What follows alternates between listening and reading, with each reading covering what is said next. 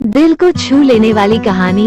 आज मैं वापस आपके लिए एक हार्ट टचिंग स्टोरी लेकर आई हूँ और मुझे पूरी उम्मीद है कि यह कहानी आपके दिल को छूकर जरूर निकलेगी। तो आपका ज्यादा वक्त ना लेते हुए मैं इस कहानी को शुरू करती हूँ। एक बार की बात है, एक बार एक अध्यापक एक संपन्न परिवार के शिष्य के साथ कहीं जा रहे थे। तो उस शिष्य को कुछ मजाक सूझी क्योंकि उसको रास्ते में किसी गरीब मजदूर के जूते दिखाई दिए। उसने अध्यापक से कहा, गुरुजी, अगर हम इन जूतों को छुपा दे तो कितना मजा आएगा।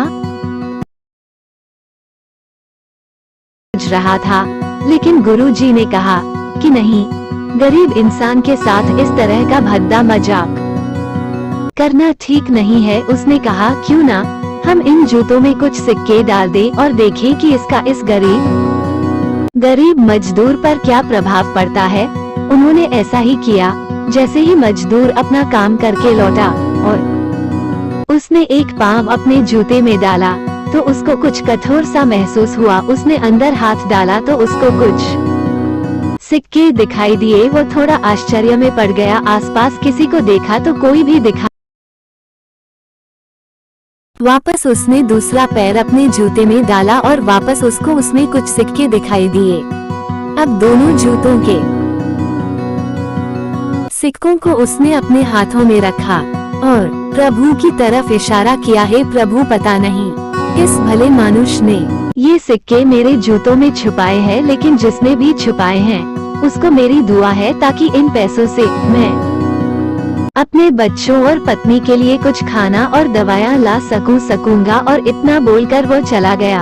इस बात को शिष्य और अध्यापक दोनों सुन रहे थे। अब अध्यापक ने शिष्य से पूछा,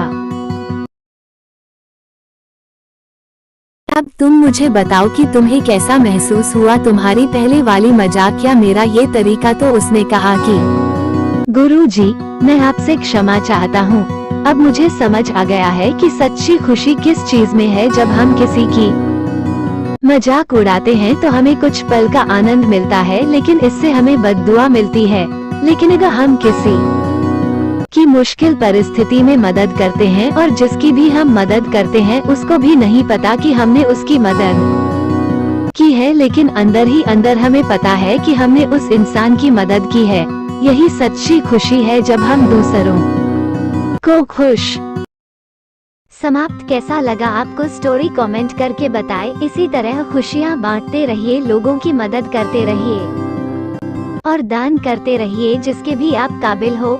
जितना भी आपसे बन पड़े दान करें, लेकिन दान जरूर करें।